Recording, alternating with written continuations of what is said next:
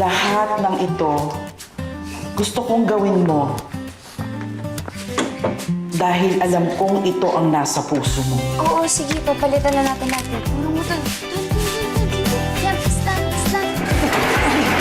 Ano ba yan? Ito ang tunay na ikaw, anak. Ate, kailangan mo pa to? Hindi na. Sige na, labas mo na. Sige. Ay, ito. Sabi mo to. Kaya mo? Iyak eh. Sige. Gusto ko na magawa mo lahat ng pangarap mo, Lorraine. Kasi alam kong hindi imposible. Huwag mong hayaang diktahan ka ng mundo.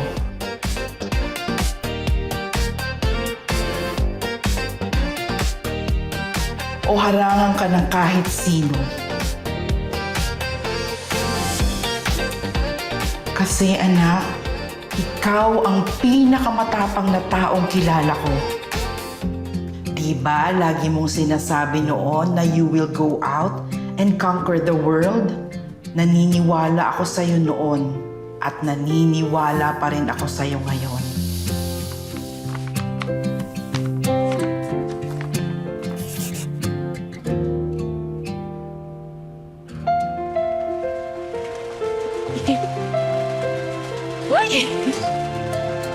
Wow! Ang daming pagkain! Ano pong meron, ma'am? Ha? Small party. Bakit masama ba na i-treat ko kayo? Uy, tara, kain tayo na tayo. Sige na, kuha na kayo. Masarap yan. Oh, ito po. Attorney! Dito party as in party Pero Tulong ko kayo ng budget ko. Wala nga akong mana, remember? Okay, mo, spoil ito na yung buhay ko dito, pero ang gusto ko rin ituloy yung unang plano ko eh. Ewan ko, nagugulaan pa ako. well, kailangan mo na mag-decide kasi dapat mo na matapos yung list eh. Dalawa lang, di ba? Play hide and seek, tapos find true love. Pero alam mo, feeling ko, pwede naman natin pag-isahin na lang yun eh. Taguan ng feelings, tapos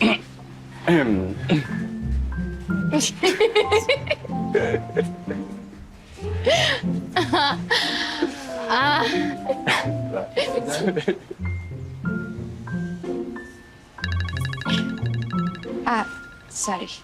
sige. Sagutin ko yun.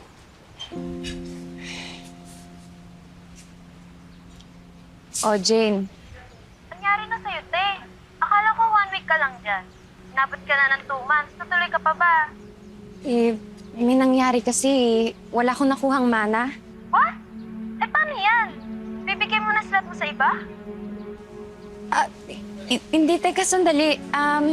Wag naman. Tumatiming lang ako. Naghahanap lang ako ng pampondo dun sa placement fee, tapos lilipad na rin tayo sa Taiwan. So, go pa rin dun sa slogan kineso mo. Para sa mana, Lorraine. Para sa placement fee. Para sa bagong buhay. Edi very good. Alis ka rin naman pala, ate. Sinungaling ka. Sabi mo hindi na. Jules? Jules, hindi ganun yung Jules! Susumbong kita kay mama. Jules!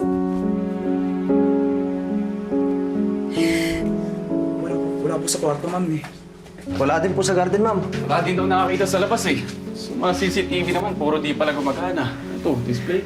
Sige po mga ate, kuya. Lagoy pa po tayo Thank you po. Lorraine, don't worry. Hindi ako titigil hanggat di natin nakahanap yung kapatid mo. Pero, dyan ka muna. Papatulong lang ako sa barangay, okay?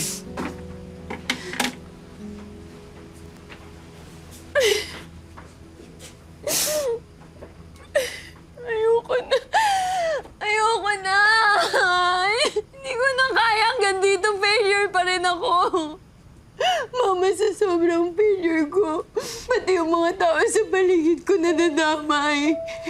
Nagugulo na din yung buhay nila kagaya ko. Palibasa kasi ako, ang gulo-gulo ng buhay ko. Kaya itong listahan mo. Kung ano man itong paandar mo sa akin, hindi ko na kayang tapusin, Ma. Anak, kaya mo. Kaya iniwan ko sa'yo yung paandar na yan. Dahil yan ang magpapaandar sa buhay mo.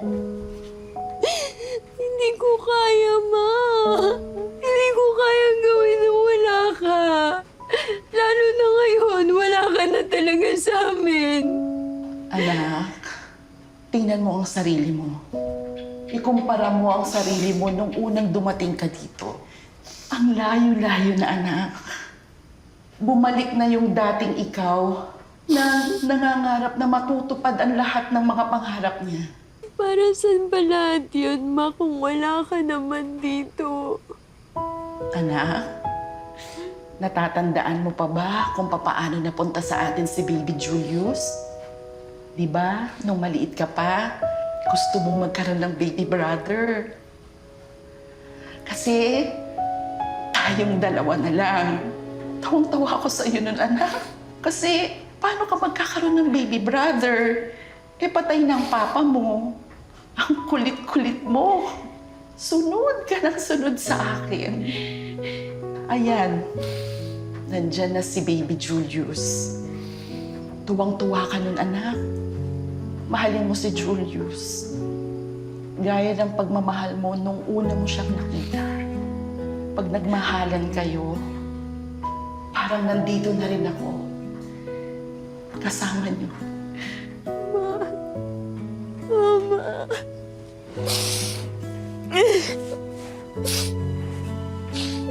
Miss na kita, Ma.